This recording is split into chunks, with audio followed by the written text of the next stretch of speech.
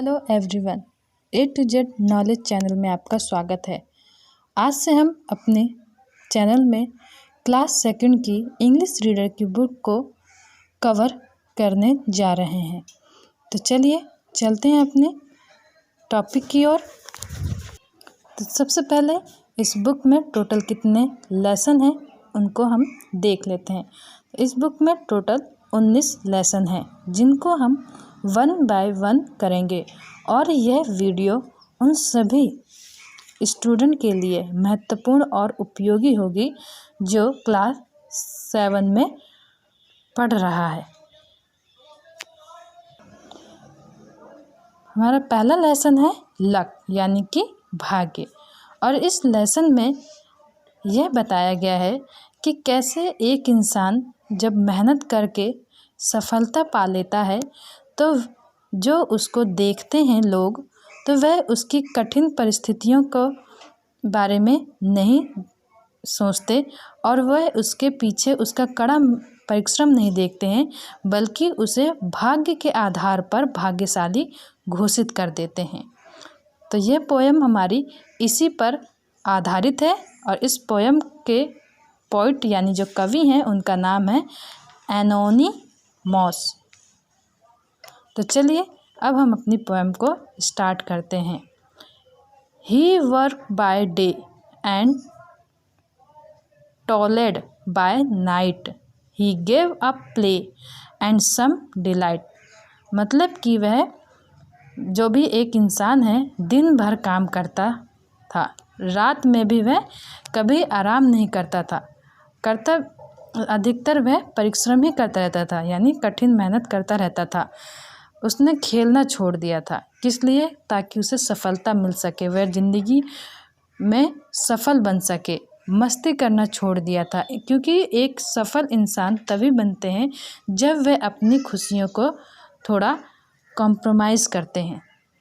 बिना त्याग के सफलता नहीं मिलती है, इसलिए उस इंसान ने यह सब किया कि उसे सफलता मिल सके।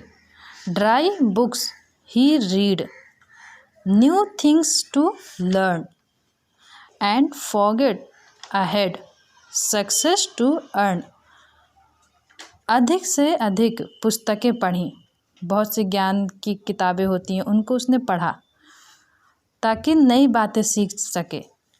जितना उसके पास ज्ञान है वह वहीं पे अपने ज्ञान को लेके बैठ नहीं गया, उसने आगे अपने ज्ञान का विस्तार करने के लिए नई नई किताबों को पढ़ा। उसने यह भी सीखा कि अधिक से अधिक धन कमाने का गुण क्या होता है, यह कैसे कमाया जाता है, हुनर क्या है।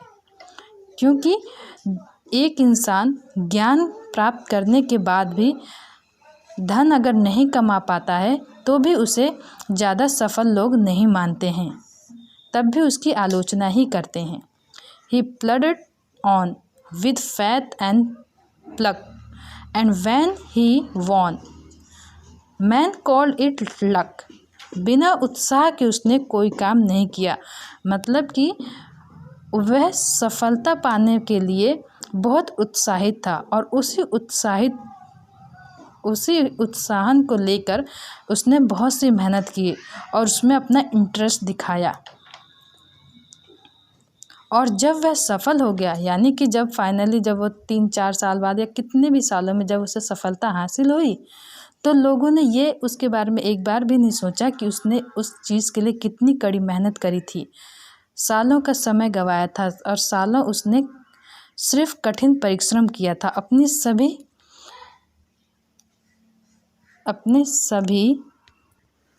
सभी इच्छाओं को त्याग कर उसने बहुत कठिन परिश्रम किया था। बल्कि ये सब सोचने के अलावा लोगों ने उसे कह दिया कि वह बड़ा भाग्यशाली है, उसे भाग्य के आधार पर ये सब चीज़ें हासिल हुई हैं। तो जब भी कोई इंसान सफल होता है तो उसके सिर्फ भाग्य ही साथ नहीं होता है, उसको जब तक वह अपना कठिन परिश्रम नहीं करेगा तब तक उसका भाग्य भी उसका साथ नहीं देता है। तो चलिए अब हम इसके कठिन शब्दों को यानी वर्ड मीनिंग को पढ़ लेते हैं। फॉरगेट यानी बाग डोर, फैथ मतलब विश्वास, टॉलेड यानी कठोर परिश्रम, डिलाइट यानी आनंद, सक्सेस का मतलब होता है सफलता, फ्लड मतलब बिना उत्साह के काम करना, प्लग यानी खींचना, और लक का मतलब होता है भाग्य, गिव अप यानी त्यागना। अब हम इसके फिल इन द ब्लैंक्स को करेंगे। पहला है ड्राई बुक, इसका रिक्त स्थान हम भरेंगे ही रीड। दूसरा न्यू थिंग्स यानी टू लर्न। तीसरा है and forget ahead. Four है सक्सेस टू अर्न। अब हम इसके क्वेश्चन आंसर को देखेंगे। क्वेश्चन नंबर फर्स्ट है what does a winner need to do to win, यानी कि एक विजेता को जीत के लिए किस चीज़ की आवश्यकता या फिर ज़रूरत होती है। इसका आंसर है 1, a winner need to do hard work for one, यानी कि एक विजेता को जीत के लिए कठिन परिश्रम की आवश्यकता होती है। Question number 2, what should a winner have in his heart. इसका मतलब है क्या चीज़ है जो एक विजेता के मन में होनी चाहिए या फिर उसके मन में बसती हो। तो इसका आंसर है hard work should a winner have in his heart. तो इसका मतलब है कठिन परिश्रम उसके मन में यह विश्वास होना चाहिए कि वह कठिन परिश्रम करेगा। Question number 3, is it proper to say that luck favoured a man who succeed.